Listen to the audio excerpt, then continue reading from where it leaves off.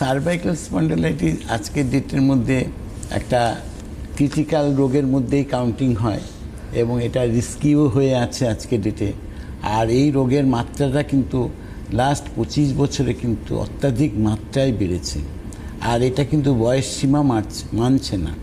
আজকাল 20 বছরের ছেলে মেয়েদেরও আজকে কিন্তু সার্ভাইকাল প্রবলেম, তার সঙ্গে ভার্টিগোর প্রবলেমস আজকে কিন্তু কনস্ট্যান্টলি লেগে আছে। তার মেন কারণ হচ্ছে সারাদিন মোবাইলটাকে রিসার্চ করা, সারাদিন কম্পিউটারে কাজ করা, তারপরে তো আদার্স প্রবলেমস তো রয়েছেই। তো আজকে এই জায়গা থেকে সার্ভাইকেল এবং ভার্টিগোর প্রবলেমসটা একদম ঘরে ঘরে দাঁড়িয়ে গেছে এবং তারপরের থেকেই শুরু হয়ে যায় কোমরের ব্যথা। তো আজকে সবথেকে বড় ঘটনা হচ্ছে সার্ভাইকেলটাকে নিয়ে আমরা একটা আলোচনা করি, পার্টটাকে বুঝে নিতে হবে কেন যে সার্ভাইকেল কেন এতটা রিস্কি। সার্ভাইকেল প্রবলেমসের মধ্যে একটা প্রবলেমস হচ্ছে মাথা ঘোরা। বসে থাকলে মাথা ঘোরে, দাঁড়িয়ে থাকলে মাথা ঘোরে, হাঁটাচলা করলে বহু মানুষ আছে যে চোখে অন্ধকার দেখে, হঠাৎ চোখটা ডার্ক হয়ে গেল।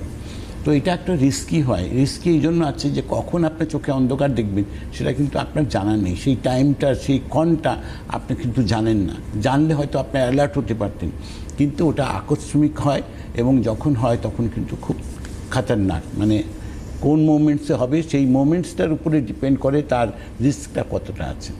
তো আজকে রাঙ্গুলি আয়ুর্বেদিক কিন্তু যারা রাঙ্গুলি আয়ুর্বেদিকে আসছেন, ট্রিটমেন্ট করছেন, আজকে তারা কিন্তু সুস্থ লাভ করছেন। এটা কখনোই মনে করবেন না যে সার্ভাইকাল প্রবলেমস হয়েছে, ভার্টিকাল প্রবলেম, একটা পেন কিলার স্টেরয়েড খাবেন আর মনে করছেন যে আমি সাময়িক ভালো আছি, হয়তো 2 ঘন্টা 4 ঘন্টার জন্য ভালো আছেন, কিন্তু একদিনের জন্য ভালো আছেন, কিন্তু পরের দিন আবার সেই প্রবলেমসটা আসবে। এবং সবথেকে বড় আর একটা প্রবলেমস আছে, ওটার সঙ্গে সাইড এফেক্ট অনেক আছে। যখনই আপনি পেন কিলার স্টেরয়েডের মধ্যে ঢুকবেন তার কিন্তু সাইড এফেক্ট আছে, এটা মাথায় রেখে চলবেন। ওটা কিন্তু আপনি ইগনোর করলে পরে কিন্তু আপনার ভবিষ্যতের রাস্তাটা কিন্তু ডার্ক হবে। অবশ্যই আপনারা ফোন করুন যারা